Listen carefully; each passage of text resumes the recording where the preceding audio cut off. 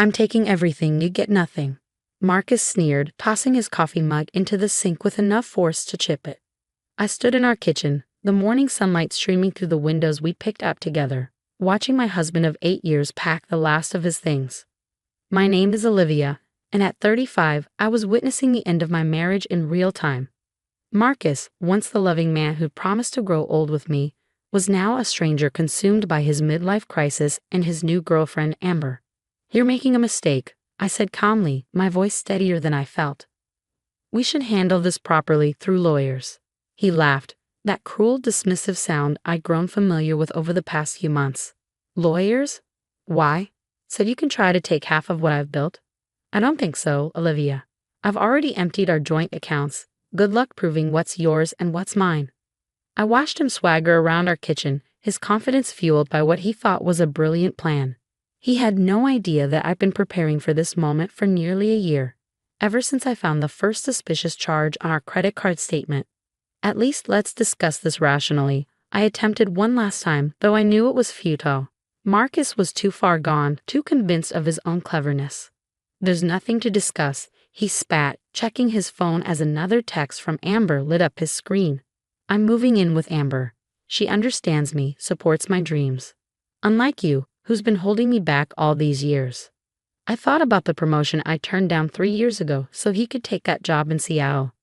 About the countless nights I'd stayed up helping him prepare presentations, the weekends spent networking with his colleagues, the dreams I'd put on hold to support his ambitions. Is that what you really think? I asked, maintaining my composure. That I held you back? Look at you, he gestured dismissively. Still so calm, so controlled. This is exactly why I'm leaving. You're like a robot, Olivia. No passion, no fire. Amber makes me feel alive. Ah, yes. Amber. The 24-year-old personal trainer who'd caught my husband's eye at his gym 6 months ago. Young, exciting Amber, who had no idea that Marcus had done this before, with his previous wife, 10 years ago. I see, I said, taking a sip of my coffee. And you're sure about this? About leaving without any formal separation or divorce agreement? Absolutely, he grinned, pulling his designer suitcase toward the door. You'll be hearing from me once I'm settled. Maybe I'll let you keep some furniture. As he reached for the door handle, I couldn't help but smile. You might want to rethink that, Marcus. He paused, turning back with an annoyed expression. What's that supposed to mean? Nothing, I shrugged. Just that actions have consequences. His face darkened. Is that a threat? Are you threatening me?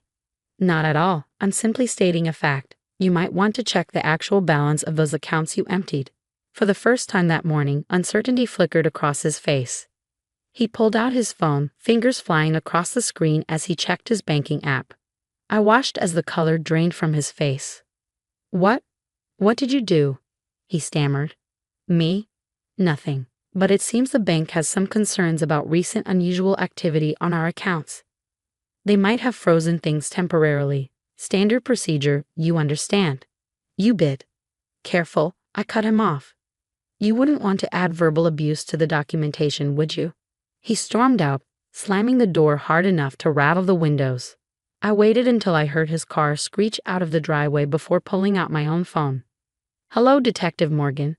Yes, he just left. Exactly as we predicted. Yes, I have the recordings and bank statements ready. And the footage from the security cameras? Perfect. 3 days, you said. I'll be ready. I hung up and walked to our home office, my office now, opening the safe hidden behind my collection of true crime novels, books Marcus had always mocked me for reading. I pulled out a thick file. Inside was a year's worth of evidence, bank statements showing his gradual siphoning of our accounts, photos of him and Amber taken by the PI I'd hired, records of the offshore account he thought I didn't know about, and most importantly, proof of his systematic embezzlement from his company's client accounts. Marcus thought he was so clever, so careful. He never realized that his first wife had contacted me 6 months ago, warning me that he'd done the same to her. By then, I'd already started gathering evidence, but her information helped me know exactly where to look.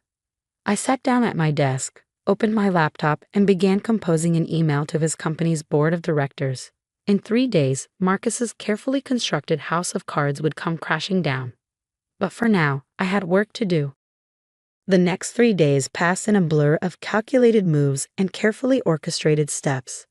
Marcus's angry texts and voicemails piled up, each one more desperate than the last. Unfreeze the accounts, Olivia. You have no right to do this. I swear you'll regret this. I forwarded each message to Detective Morgan, adding to the growing pile of evidence. Meanwhile, Amber had taken to social media, posting about their perfect love story and how Marcus was escaping his toxic marriage. Each post was carefully documented and archived by my lawyer. On the morning of the third day, I sat in Detective Morgan's office, reviewing the final details. The stern-faced detective spread out the documents across her desk, nodding approvingly. The evidence is solid, she said, tapping a folder containing bank statements. Your husband's been embezzling money for years, using client accounts as his personal piggy bank. When did you first notice? I smiled faintly. The numbers never quite added up. Marcus thought because I was just a housewife, I wouldn't understand complex financial transactions. He forgot I used to work in forensic accounting. Detective Morgan raised an eyebrow. A fact he's about to regret overlooking. My phone buzzed. Another message from Marcus. Babe, let's talk about this. We can work something out. Call me. He's getting nervous, I observed. Has the board received my email? They're meeting right now, Detective Morgan confirmed. The evidence you provided about the embezzlement was comprehensive. The arrest warrant has been issued. We're moving in within the hour. I thought about Marcus and Amber, probably lounging in their luxury hotel suite, planning their future with money stolen from innocent clients. Money he'd moved through our joint accounts, thinking he was being clever by making me an unwitting accomplice. You know, Detective Morgan said, studying my face, most people in your situation would have just filed for divorce when they discovered the affair. I shook my head. This isn't about the affair. It's about justice. Those clients trusted him with their money. He betrayed that trust, just like he betrayed our marriage vows. My phone lit up with a call from an unknown number. Marcus's first wife, Diana. Olivia, her familiar voice came through. It's happening. The board just fired him. My friend in HR said they're cooperating fully with the police. Thank you, Diana, I said softly, for everything, for warning me, for helping me understand his patterns. We both deserve better, she replied. I just wish I'd been brave enough to stop him sooner. After hanging up, I checked my email. The board had copied me on their formal statement. Marcus was being terminated for gross misconduct, and all clients would be notified of the ongoing investigation. Detective Morgan stood up, straightening her jacket. Ready? I nodded, gathering my things. We had arranged for me to be at the police station when they brought him in.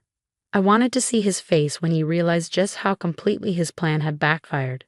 The drive to the station felt surreal. Through social media updates, I could track Marcus and Amber's last moments of freedom.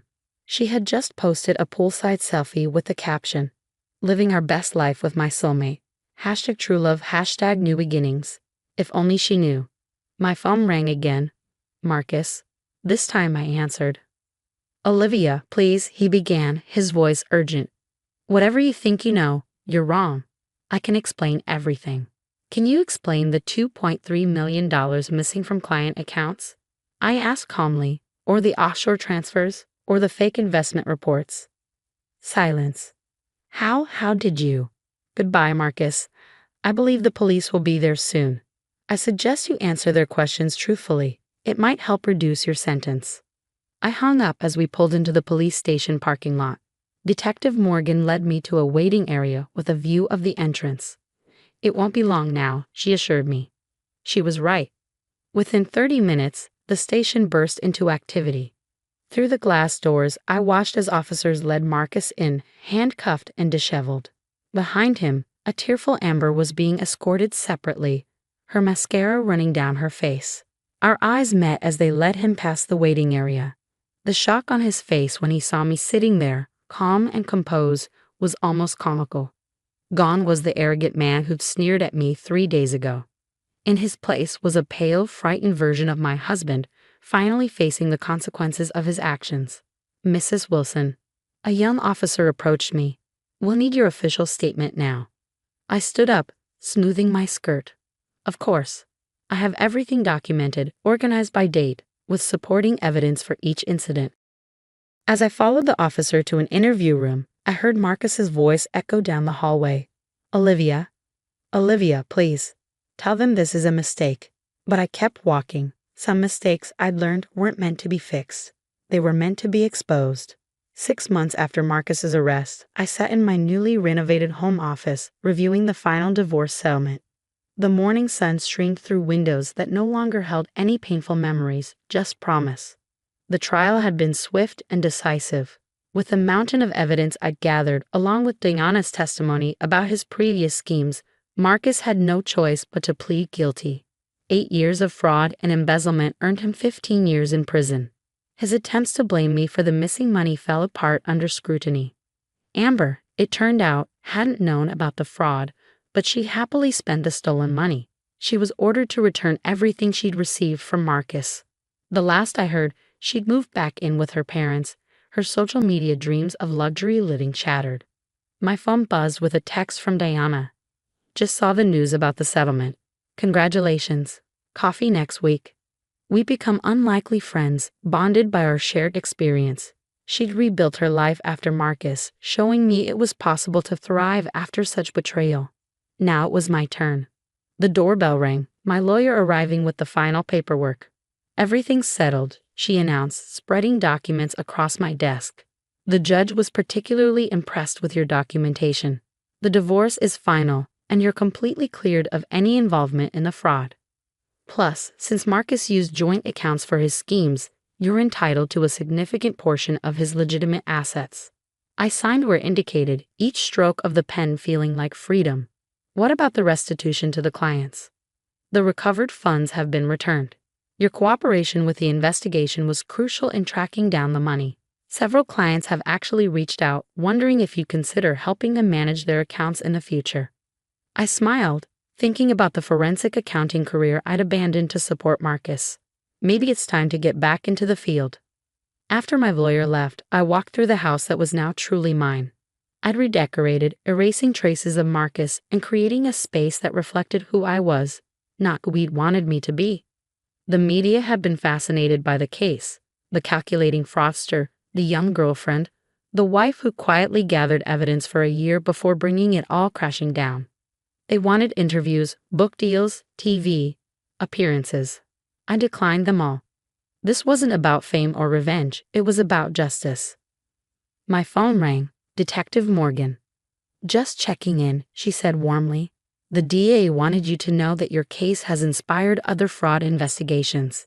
People are learning to pay attention to the warning signs. That makes it worth it, I replied. How's Marcus adjusting to prison? Not well, she chuckled. Apparently luxury jumpsuits aren't his style. He's still insisting you set him up. Of course he is. Marcus never could accept responsibility for his actions. After we hung up, I opened my laptop to find an email from Marcus's former company. They were offering me a position heading their new internal audit department. Apparently, my handling of Marcus's case had impressed the board. Life had a strange way of coming full circle. Marcus had always belittled my career aspirations, insisting I focus on supporting his dreams instead. Now his downfall had opened doors I thought were permanently closed. Diana's words from months ago echoed in my mind. We both deserved better. She was right. We deserved better than a man who viewed marriage as a convenience and wives as accessories to be upgraded when they became too knowing, too wise to his schemes. I picked up the framed news article on my desk, the one announcing Marcus's conviction. Not out of spite, but as a reminder that I was stronger than I'd known, smarter than he'd given me credit for, and capable of rebuilding my life on my own terms. Opening my calendar, I scheduled lunch with Diana for next week.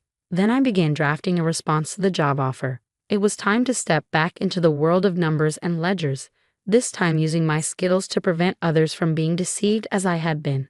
The setting sun cast long shadows across my office as I finished my workday. In the quiet of evening, I felt no regret, no lingering anger, just peace. Marcus had thought he was taking everything from me, but in trying to leave me with nothing, he'd actually given me the push I needed to reclaim everything. My career, my confidence, and my future. I closed my laptop and smiled. Sometimes the best revenge isn't plotting and scheming. It's simply making sure justice is served, and then moving forward to build a better life than you had before. Marcus thought he was writing the end of my story. Instead, he'd only written the end of his own.